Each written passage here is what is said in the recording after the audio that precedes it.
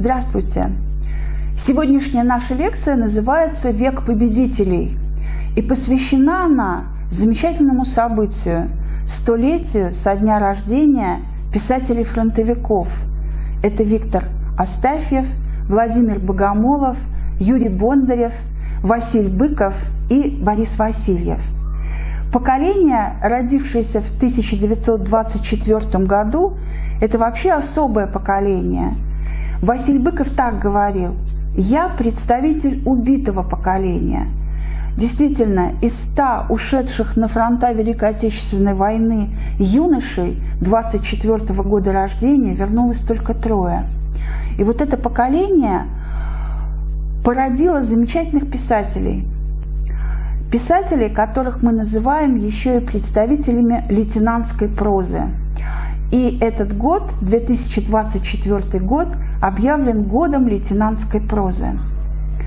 Объединяет писателей, конечно, не только 1924 год, год рождения, не только военный опыт, но и то, что в большую литературу они входили примерно в одно время, в конце 50-х годов, и с примерно одинаковыми творческими установками. Вот это время, конец 50-х, это появление повести Владимира Богомолова «Иван», повестей Юрия Бондарева «Батальоны просят огня» и «Последние залпы». Чуть позже появятся повести Василия Быкова, такие как «Журавлиный крик» и «Третья ракета». И вот, как я уже сказала, критики назвали вот это вот явление лейтенантской прозой или прозой младших лейтенантов. И главная тема лейтенантской прозы – это человек на войне. Конечно, произведения молодых лейтенантов были связаны с традицией, с великой русской литературой, с классикой, прежде всего с тем, как изображал войну Лев Николаевич Толстой. Из современников ближе всего представителем лейтенантской прозы был Виктор Некрасов с его повестью «В окопах Сталинграда». Писатели изображают войну с особых позиций. Это взгляд человека, который воюет. Это взгляд человека из окопа.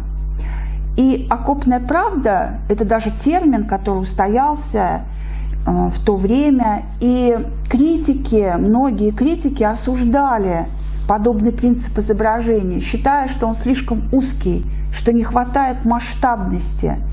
И Юрий Бондарев по этому поводу писал: «Мне до сих пор непонятны снисходительно-барственные суждения некоторых критиков о солдате в окопе, о взгляде солдата из окопа, об узости и ограниченности кругозора, насмерть сражающихся на каком-нибудь плацдарме, как будто наши солдаты и офицеры не концентрировали в себе политическую и нравственную силу народа. Что же объединяло прозу лейтенантов? Давайте выделим основные черты. Первая черта – это изображение фронтовых буден. Это пристальное внимание к военному быту. Это образы и детали, максимально приближенные к фронтовым. Но, конечно, для писателей был важен не фронтовой быт сам по себе, а человек в быту. Следующая особенность – это беспощадная правда. Беспощадная правда в изображении войны. Очень смелые темы, которые в то время не затрагивались почти, не приветствовались. Это отступление, плен, дезертирство. Так, например, в повести Бориса Васильева в списках не значился. Речь идет о самых первых днях Великой Отечественной войны в Бресте. В повести Сотников Василия Быкова речь идет о дезертирах, о предательстве и так далее. Следующая особенность – это стремление писателей преодолеть картинное представление о войне, ложно-романтическое представление о войне. И чтобы вам было понятнее, можно вспомнить, как Борис Васильев говорил вот об этом времени, о начале Великой Отечественной войны. Он тогда был школьником, 9 класс, конец года учебного, идут экзамены, и вот мальчишки, а класс был полностью из мальчишек. Тогда были такие классы, да, только мужские, только женские. И вот эти мальчишки, которые узнают о том, что началась война, их реакция: ура, ура, война, не надо будет учить уроки, мы пойдем воевать, мы немцев шапками закидаем и за 2 недели дойдем до Берлина. И вот это вот как бы кричали мальчишки, которых в живых-то почти никого и не осталось после войны. И вот писатели, которые стремились преодолеть вот такую картинку о войне, преодолеть вот это ложно-романтическое, слишком такое, знаете, красивое представление. Следующий момент, который тоже очень важен, это пристальный психологизм. Изображение событий, изображение характеров в их сложности и противоречивости. И усилить вот подобный пристальный психологизм позволял сам принцип изображения. Вот этот локальный сюжет, это ограниченность во времени и пространстве, когда показан один бой, одна нравственная ситуация, одно небольшое подразделение. И вот этот принцип локальности – это, по сути, такой эффект прожектора, да? Прожектор, который светит только в одну точку, но как ярко он освещает эту точку. И тут то же самое, да? Вот этот принцип, ну, по сути, взгляд из окопа, вот этот локальный принцип позволяет высветить очень глубоко человека, его состояние, его переживания. Еще одна очень важная черта, которая сближает прозу молодых лейтенантов, это автобиографическое начало. Обычно в центре произведения герой, наделенный жизненным опытом. Причем это такой вот авторский, да, жизненный опыт. Это молодой человек, который вчера сидел за партой школьной. А потом, когда началась Великая Отечественная война, он идет учиться обычно дальше, да. Если даже направляется на фронт, то его обычно отсылают на учебу в школы командиров, в командные училища, потому что необходимы были, да, вот, нужен был командный состав. И молодые люди, которые закончили десятилетку, считались, ну, таким вот уже людьми с высшим, с элитным образованием, да, потому что 10 лет тогда было образование не такое вот частое.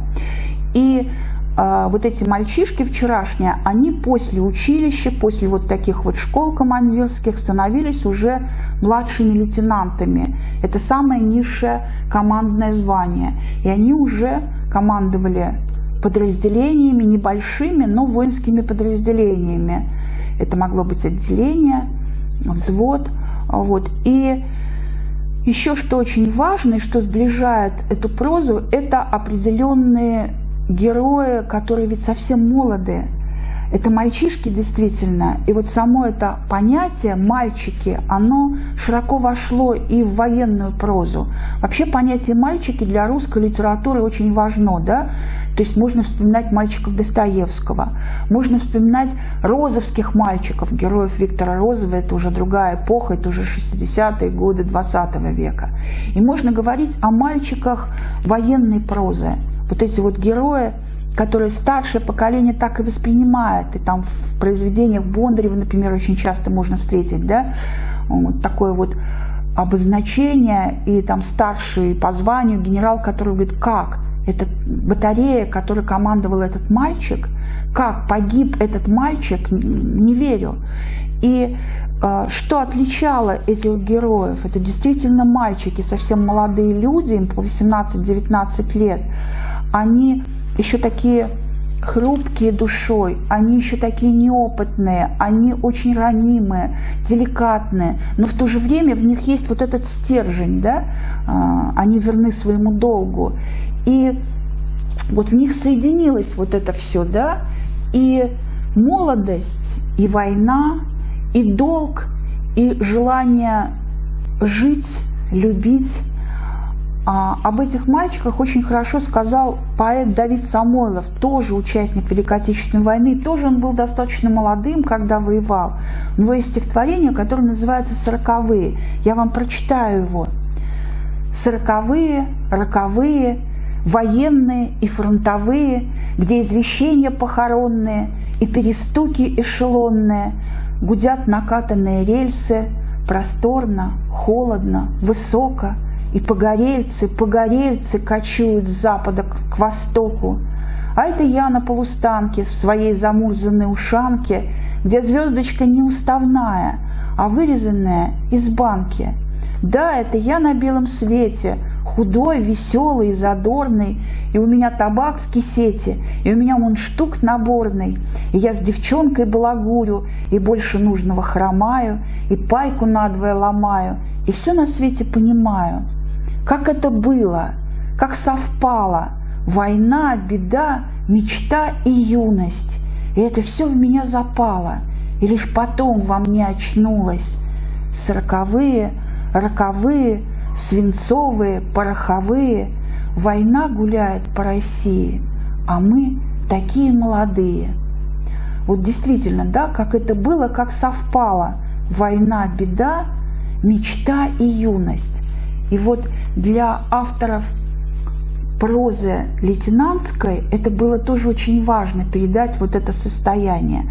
Мы с вами говорили об общих особенностях лейтенантской прозы, а теперь поговорим об отдельных представителях. Начнем с Владимира Богомолова. Владимир Осипович Богомолов, годы его жизни 1924-2003. С началом Великой Отечественной войны он пошел добровольцем в Московский противопожарный полк МПВО в Филях. С июля по октябрь учился в полковой школе младших командиров, отсюда попал на фронт. По другим данным, с ноября 1941 года по апрель 1942 был командиром отделения разведки одной из воздушно-десантных бригад. В сентябре 1944 перешел из войсковой разведки в органы военной контрразведки. Прошел Подмосковье, Украину, Северный Кавказ, Польшу, Германию. В мае 1945 года для Богомолова война не кончилась. Он воевал в Манчжурии, участвовал в операциях по ликвидации бандитских формирований на Камчатке и Сахалине, уволился в запас в конце 1949 года. Награжден 7 боевыми наградами, в том числе 4 боевыми орденами. Писательским дебютом Владимира Богомолова стала повесть «Иван» 1957 года, повесть, которая сделала автора сразу знаменитым. В 1962 году Андрей Тарковский снял по мотивам повести Богомолова фильм «Иваново детство», который тоже стал его таким творческим дебютом. Мы выделяем следующие произведения в творчестве Богомолова. Это рассказ «Первая любовь» 1958 года, повесть «Зося» 1963, роман в августе 1944 или другое его название «Момент истины», написанный в 1974 году, роман, который считается одним из лучших романов о Великой Отечественной войне, и порой его даже называют лучшим детективом на военном материале. В последние годы жизни Богомолов работал над большим романом с условным названием «Жизнь моя или ты приснилась мне». 2 главы из этого романа были опубликованы как повести. Это повесть в Кригере и рассказ «Вечер в Левендорфе». Что очень важно для прозы Богомолова? Лучших его героев, таких как лейтенант Гальцев из повести «Иван» или Михаил Ерофеев из повести «Зося», отличает человечность и умение глубоко и тонко чувствовать. Да, конечно, Богомолов показывает нам, что война, она страшна. Он говорит о трагизме войны. Но очень важно, что война с ее жестокостью, с ее смертями, она не способна опустошить человека, не способна опустошить человеческое сердце. И вот это очень важно в произведениях Владимира Богомолова. Следующий автор – Юрий Васильевич Бондарев. Годы его жизни 1924-2020. Когда началась Великая Отечественная война, Бондарев еще учился в школе, но он участвовал уже в сооружении оборонительных укреплений под Смоленском. Через год после этого когда он закончил 10 класс, был направлен во 2-е Бердичевское пехотное училище. В октябре 1942 года еще курсантом он оказался под Сталинградом, так как вот курсанты этого училища были направлены под Сталинград. Бондарев был командиром минометного расчета. В боях под Котельниковским он был очень тяжело ранен. После госпиталя опять продолжал воевать, служил командиром орудия. Участвовал в форсировании Днепра, в освобождении Киева, Польши, Чехословакии. Награжден боевыми орденами, среди них 2 медали за отвагу. Вообще медаль за отвагу считалась особой медалью, да, потому что ее давали за такие вот выдающиеся героические поступки. Писать Бондарев начал еще в 1945 году, когда учился в военном артиллерийском училище. Потом, после войны, он окончил литературный институт, учился в семинаре замечательного писателя Паустовского. И в печати впервые появились его произведения еще в 1949 году. Рассказы выходили в известных журналах, в «Смене», в «Огоньке», в «Октябре». В конце 50-х годов выходят программные повести Юрия Бондарева. Это повесть «Юность командиров», 1956 год, «Последние залпы», «Батальоны просят огня». И в формировании лейтенантской прозы большую роль сыграла именно повесть «Батальоны просят огня» 1957 года. Василий Быков говорил, что все мы, имею в виду писателей, все мы вышли из бондаревских батальонов. И действительно, это очень смелая повесть о том, как происходило форсирование Днепра. Каждый эпизод максимально точно передает то, что происходило, и подробности фронтового быта, и военные какие-то вот перипетии. И герои, которые просто беспафосно защищают свою родину, вот то, что так важно было для Бондарева. Часто Бондарева называют военным писателем. Он не соглашается с таким определением. Да, вся моя биография, биография моих сверстников пронизаны войной. Что прочнее всего врезалось в память из тех лет? Баталии? Нет, слава богу, они не заслоняли людей. Знаете, что пронзительнее и ярче всего я помню? Лица, бесконечная череда лиц и голоса людей, писал Бондарев. То есть для него главным был человек на войне. И для лейтенантской прозы, да, это тоже было самым важным. Со временем, позже, в 80-е, в конце 70-х уже годов, эта тема «Человек на войне» преобразуется в тему «Человек и война».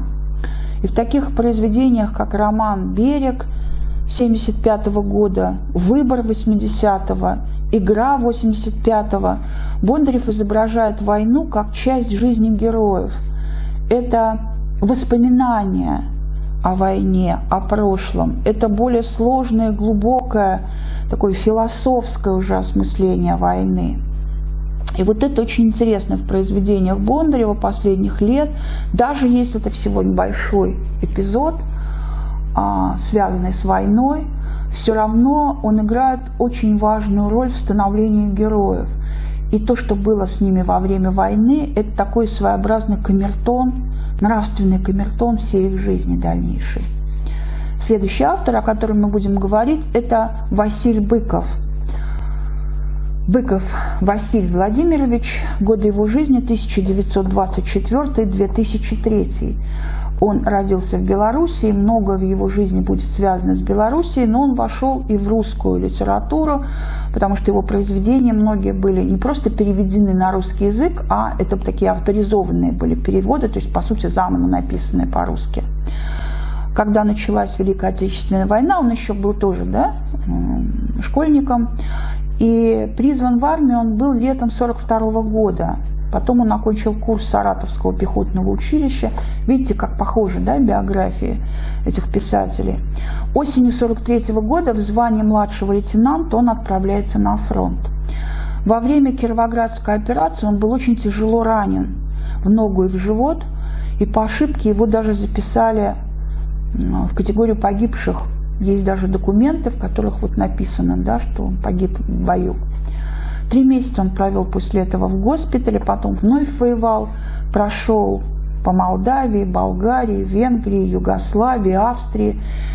Прошел в качестве командира взвода полковой, а затем и армейской разведки. Печатается Быков с 1947 года. В начале 60-х появляются повести, которые очень органично входят в контекст лейтенантской прозы. Это «Журавлиный крик», «Третья ракета», «Альпийская баллада» и другие. В 70-е годы талант Быкова заиграл новыми гранями. И в таких произведениях, как «Сотников», повесть 70-го года, «Обелиск», 71 год, «Дожить до рассвета», 72 и других, написанных вот в это время, Быкова интересует проблема выбора, проблема испытания героя выбора. И он для этого берет такую предельно драматичную, порой трагичную ситуацию, очень экстремальную. И такой ситуации автор как бы проверяет своих героев. Вот как поступит человек, оказавшись в сложных условиях, в трагически сложных условиях, когда рядом нет командира, когда нет прямого приказа, а есть только вот моральный долг твой.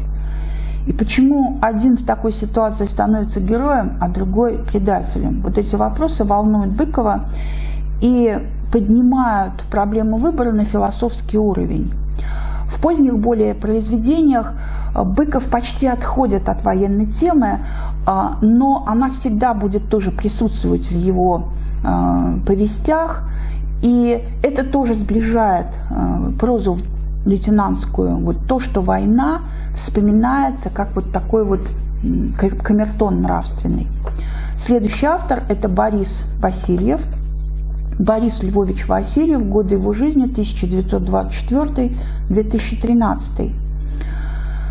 Борис Васильев окончил школу, вернее, окончил 9 класс, когда началась война, вот мы как раз с вами, да, говорили об этом, и он ушел на войну добровольцем.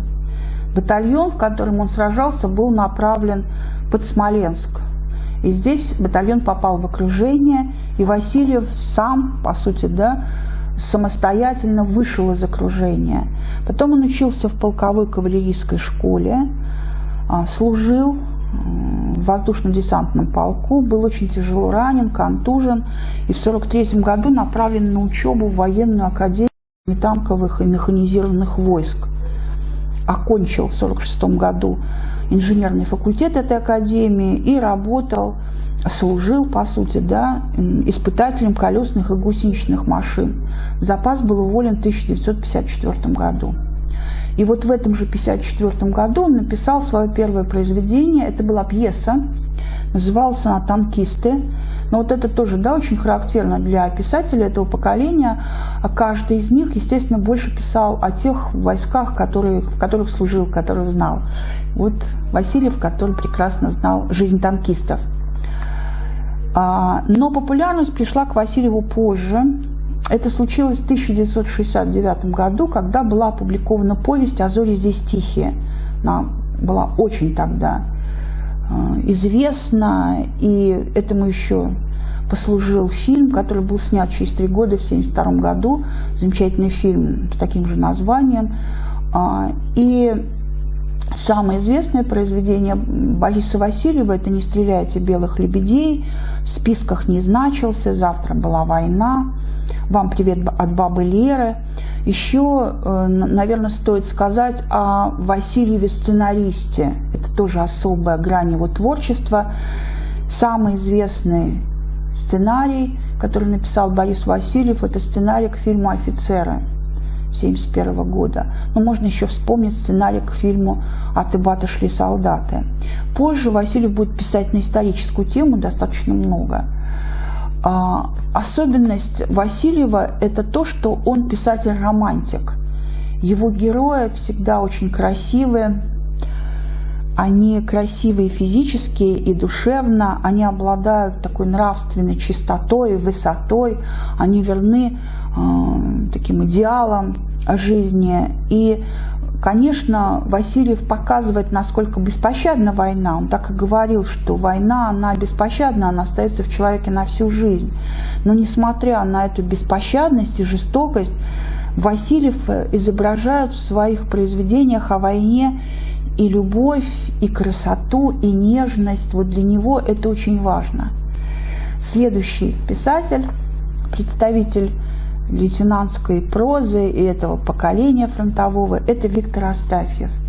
Виктор Петрович Астафьев, годы его жизни 1924-2001. Он ушел на войну в 1942 году добровольцем, отказавшись от брони, которая ему была положена как железнодорожнику.